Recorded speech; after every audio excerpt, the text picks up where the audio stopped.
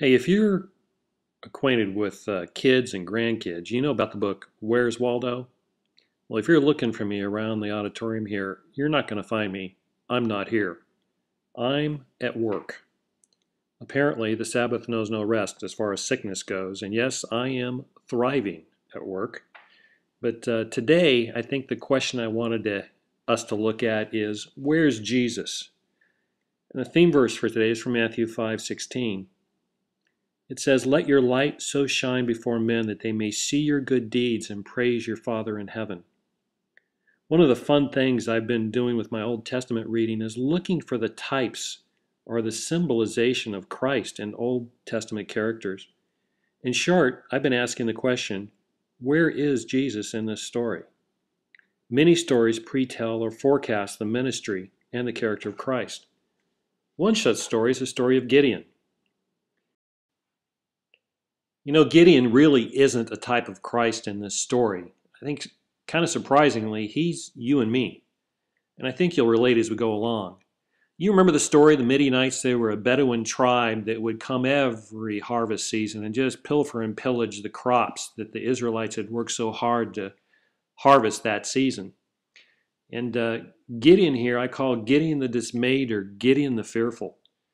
And back in Judges 6:11, the verse says, "The angel came and sat down underneath the oak that belonged to Joash, where his son Gideon was threshing wheat in a winepress to keep it from the Midianites." You're right, wine presses aren't where we thresh wheat.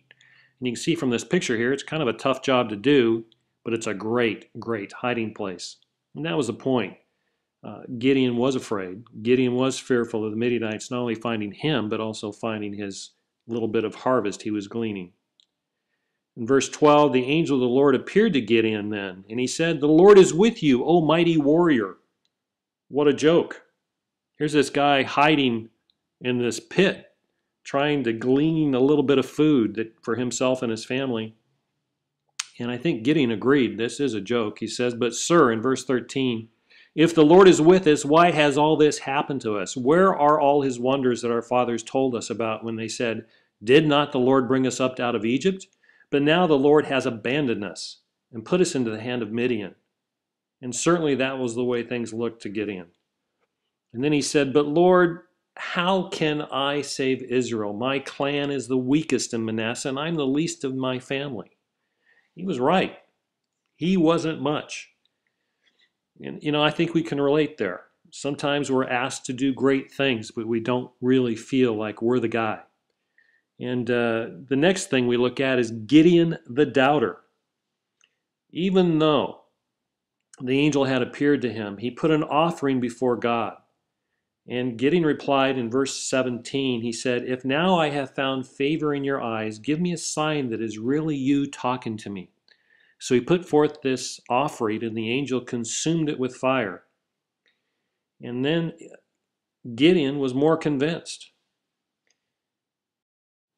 So convinced, in fact, that he went and destroyed the altar of Baal. Thereafter, when the doubt set in again about his calling to defend the people of Israel, he set forth the fleece, a story we all know from our childhood.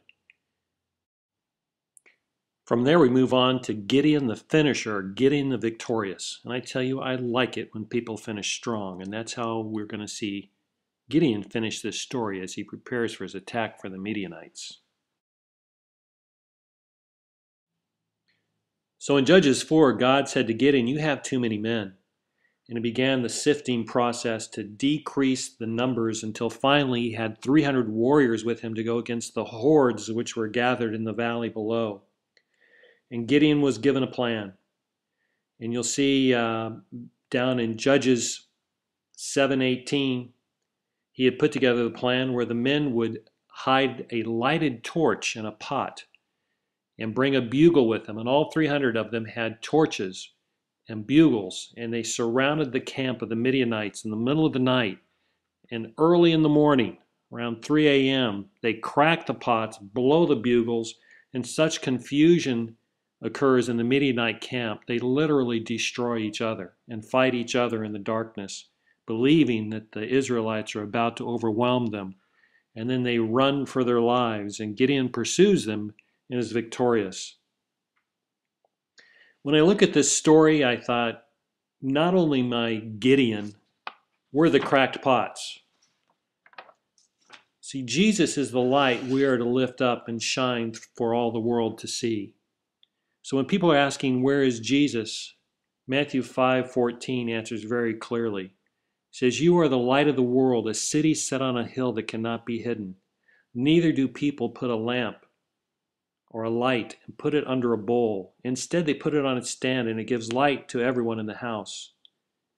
In the same way, let your light shine before men, that they may see your good deeds and praise your Father in heaven. Who is that light within us? In 2 Corinthians 4:7, it tells us very clearly that light within us is as follows. It says, but we have this treasure in jars of clay to show this all-surpassing power is God and not from us. For we always carry around in our body the death of Jesus, so that the life of Jesus may be revealed in our own body. So where's Jesus? Jesus is within us. When people are looking for Jesus, they're looking for you and me. We might be fearful. We might be weak. We might be the least of the least. We might be full of doubt. But we have to remember this. We are a mighty warrior in God's army. You are a vessel of the Holy Spirit. And as a vessel of the Holy Spirit, you are to be broken before God, that men and others may see His light, and that His light might shine before people. You are the way Christ has chosen to reveal Christ to the world.